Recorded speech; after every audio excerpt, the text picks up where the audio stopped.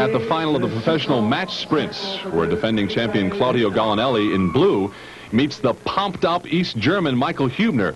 This is a best-of-3 series, and it's as much a staring contest as it is a bike race. Hubner has won the first heat, so if he wins this, he will go on to win the gold medal. So on the inside, Claudio Gallinelli, the defending world champion, meeting for the first time in a sprint at any world championships, Michael Hubner, the East German, now a professional rider. And people often ask the question, why do the riders go so slow when this is in fact the fastest event in the world, the sprint? But it's only over the last 200 meters when the riders will crack 40 miles an hour. The moment the riders will try now to play cat and mouse. The man who has lost the draw, which is Gallinelli, has to lead for the first lap under the rules, and Hubner will want to keep him there as long as possible because the advantage of surprise will always lie with the second man. Times don't count in this race. There's no comparison at all with other events on the track. It is simply the first man back.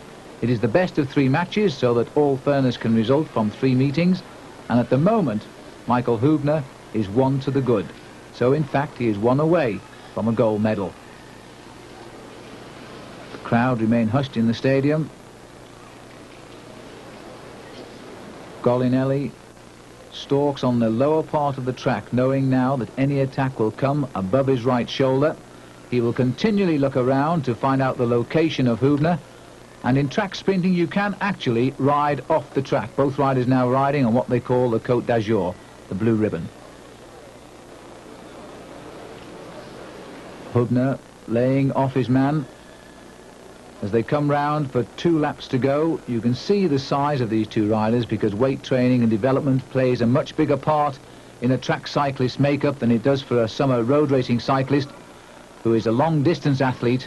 These riders are pure power men. Now as we come round towards the end of the first lap, Gallinelli then has the right to try and manoeuvre Hubner in front of him. He must lead for that first lap till he crosses the start-finish line. But now he's moving his man up the track. His objective, once he's over that start-finishing line, will be to try and bring his bicycle to a complete halt. He wants to manoeuvre Hubner in front of him, where he can see him. Now he's over the white line. Hubner will try with determined fashion not to come past Gallinelli because the best surprise is from the back, and he's actually feigned a move there to try and cause Gallinelli to continue to roll. Gallinelli is now trying to stand on one of the most difficult parts of the track, entering the 42-degree banking. He's trying to lock his bicycle up. He's failed completely. He's continued to roll on. Hubner has won that round, that psychological battle. He's kept his man in front from Italy, where he wants him, and they continue to roll around. So Hubner is known as one of the fastest sprinters in the world. He will have the utmost respect from Gallinelli, the professional world champion defending his title.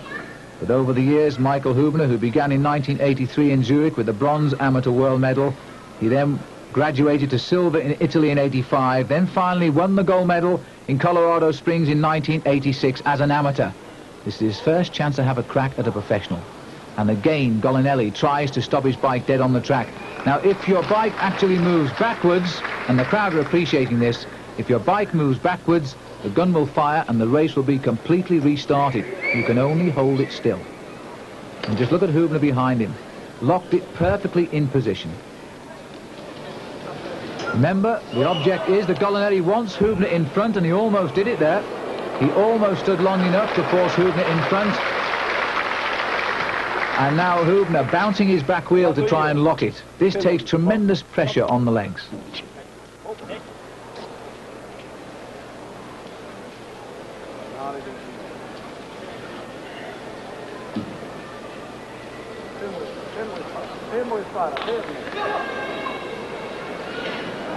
Well, the world record for standing still on a bicycle is actually over 3 hours, but not at competitive level. And just look at this, Hubner kicking back and forth to try and lock that wheel, but the pressure on those huge thigh muscles is quite tremendous, and he wants to save some for the sprint, which is not very far away. So, Hübner has decided to take the lead. Golinelli has won the round of the battle of the standstills. He's now got his man exactly where he's wanted him for the last 1.5 laps, and that's in front. He can see him now. So Hübner eases the muscles from that session of standing still and rides high on the banking. 42 degrees this banking. He rides as high as he can because it now means that Golinelli must make his attack underneath him. So he constantly watches over his left shoulder.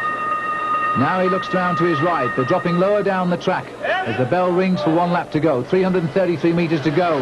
The clock will start over the last 200 metres. If Hübner wins this, the boy in grey, it will be a World Championship gold medal. If Golinelli wins and he makes the break first, it will be forced to a deciding ride. Golinelli now gives every bit of energy he's got down the back straight, but look at the speed of the East German. Michael Hübner comes onto Golinelli's shoulder as they come off into the home straight now. Golinelli winding it up for a big sprint finish and gets it. 65 kilometres an hour. That is 41 miles an hour over the last 200 metres. Let's take a look at that again in slow motion. The power of the East German, and this is the first time he's had a crack at winning a professional gold medal. And as he comes up to the finish, straightens the arm, throws the bicycle forward, and the gold medal is his. And Phil, after that show of upper body strength by Hübner, I think Golinelli may be headed for the health club. Hübner gold, Golinelli silver, and Pates bronze. The second gold for Hübner in these championships. The East German on the medal stand today, and perhaps starring in Rocky VI. Next, we'll be back. Pan, we're at the Green Dome.